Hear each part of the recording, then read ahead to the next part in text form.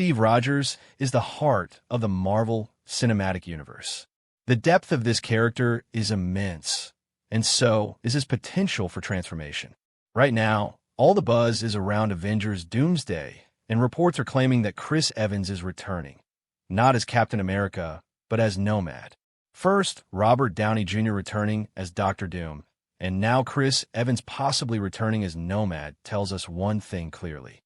Marvel is preparing very strategically so that Avengers Doomsday crosses that billion-dollar mark, a figure that has become rare for superhero movies lately.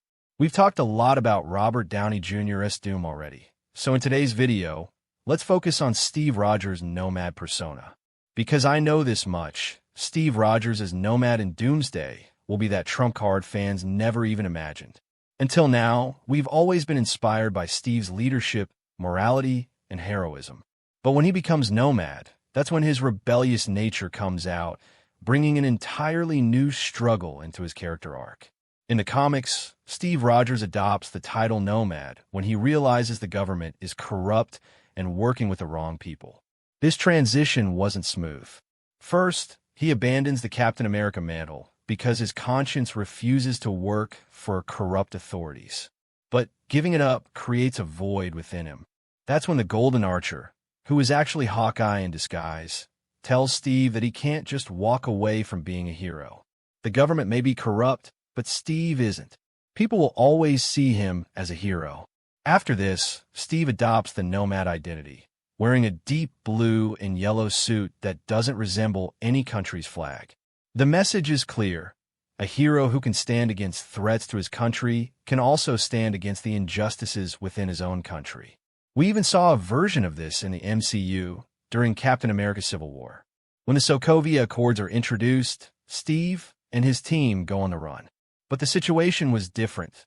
This time, it wasn't corruption, but the government trying to control which lives superheroes should save. Captain America couldn't accept that. And though in the opening of Infinity War, we only saw Steve, Natasha, and Sam protecting Wanda and Vision, if you read the Infinity War Prelude comic, you'll learn that before the movie's events, they were already fighting against dangerous threats.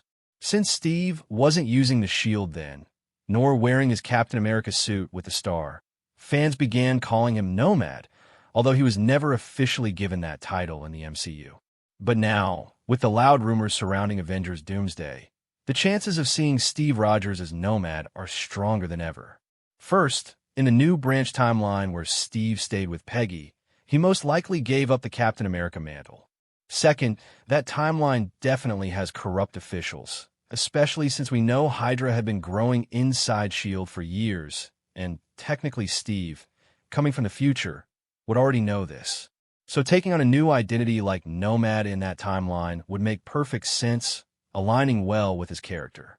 Steve has never turned a blind eye to bullies or evil people. So anyone thinking he'd ignore wrongdoing just to live a peaceful love life needs to check the record.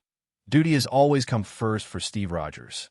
Now that we've compared the comic version, let's talk about Nomad's impact in the MCU, which is apparently so significant that Marvel wants to showcase it directly in Avengers Doomsday.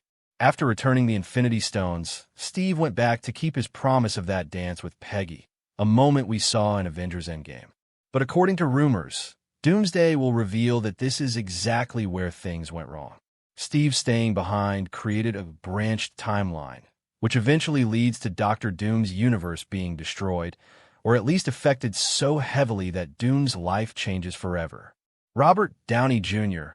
as Doom is not emotion-driven. He makes calculated decisions. He learns what Steve did, and instead of killing him, he recruits him into his secret cabal, a group of heroes and anti-heroes from different universes who were victims of incursions. And Doom appoints Nomad Steve Rogers as the leader of this team. Doom makes Steve a promise that he will save the multiverse if Steve agrees to stand by him. And Steve would listen to Dr. Doom because beneath that mask he sees traces of an old friend, Tony. We discussed this earlier as well. The Nomad arc in Doomsday is no longer just a heroic storyline. It has evolved far beyond that. Here, the hero's identity gets lost in a multiversal crisis, and his decisions fall deep into the gray area. This time, The audience will see a version of Steve Rogers who realizes he made a mistake, one that now demands sacrifices to correct. And this sacrifice will come at the cost of his morals, something he has never compromised before. But correcting his mistake, and more importantly, saving the multiverse, matters more. So Steve is ready for this enormous sacrifice. Dr. Doom's Cabal includes a Black Widow variant, King Thanos, Maestro Hulk or Red Hulk, Hawkeye variant, and Ultron. And leading all of them will be Nomad Steve Rogers. Under Nomad's leadership, this team will follow Doom's commands. Essentially, we'll see a reverse Avengers team, one that strengthens Doom's grand plan. We know that after the multiverse collapses, Dr. Doom will create Battleworld, a patchwork universe made from fragments of different realities. Earlier, I thought he would pick those fragments randomly. But now it seems Doom will carefully select every piece added to Battleworld. It makes perfect sense. Why would he include any area that could create problems for him later? If you look closely, 3 of Doom's biggest hitters are tactical experts: Nomad Steve, the Black Widow variant, and the Hawkeye variant. Perfect choices for stealth missions. Meanwhile, the Hulk variant, whether Red Hulk or Maestro, King Thanos, and Ultron are ideal for head-on combat. These variants have defeated all the heroes and villains of their own universes. They can distract, destroy, and neutralize major threats from enemy universes with ease. Each member of Doom's Cabal has their own motive. Not only are they helping end entire worlds, but in the new multiverse, they will rule territories equivalent to full universes. Just like in Secret Wars, where Maestro ruled the World Breakers in Hulk's domain, the MCU version of Maestro or Red Hulk will rule the Gamma world within Battleworld. Similarly, Ultron will have his perfect mechanical world, just as he had envisioned during Age of Ultron.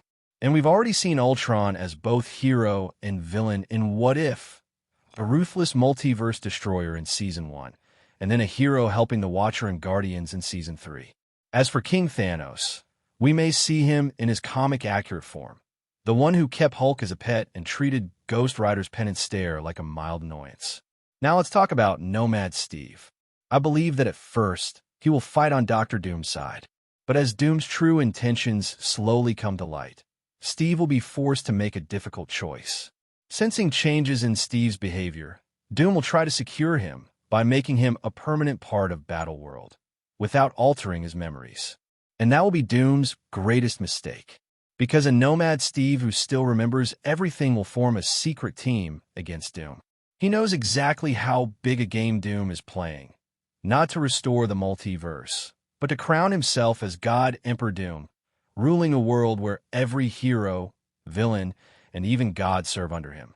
That's why I said earlier that Captain America can become the ultimate trump card.